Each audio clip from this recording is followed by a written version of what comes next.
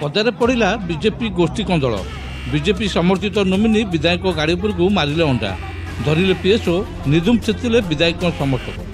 Jar video mobile में viral होगा लगी। सूचना अनुसार यह भिडटी गत रविवार दिनर सत्यवादी विधायक ओम प्रकाश मिश्र कणास कादुआ पंचायत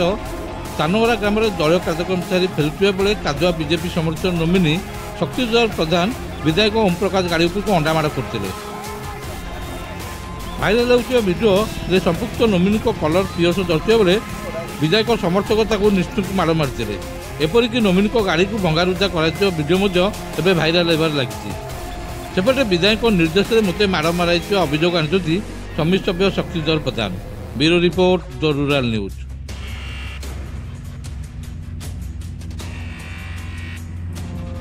मु कादुआ पंचायत समीर सभ्य शक्तिधर प्रधान मुझे हईजा चलती कणास ब्लॉक रे मो पंचायत जो हईजा दीटा लोक आक्रांत हेले एमएलए को फोन कला भितर एमएलए फोन रिसीव कले ना तापर मु गोटे दिन पर देखला सब एमएलए कादुआ पंचायत आसी मुझे समीर सभ्य समर्थक समीर सभ्य से टाइम जुक्तर एमएलए मोर हल्ला भितर से अंडामाड़ पछपटू है भितर से किए अंडा मारा मुझे जानी ना